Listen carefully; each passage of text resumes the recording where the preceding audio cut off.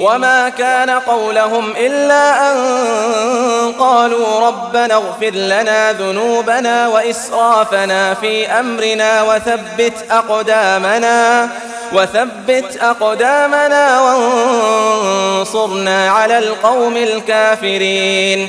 فآتاهم الله ثواب الدنيا وحسن ثواب الآخرة والله يحب المحسنين.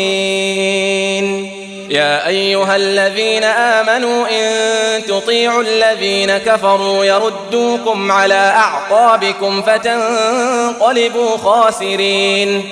بل الله مولاكم وهو خير الناصرين. سنلقي في قلوب الذين كفروا الرعب بما أشركوا بالله ما لم ينزل به سلطانا ومأواهم النار وبئس مثوى الظالمين.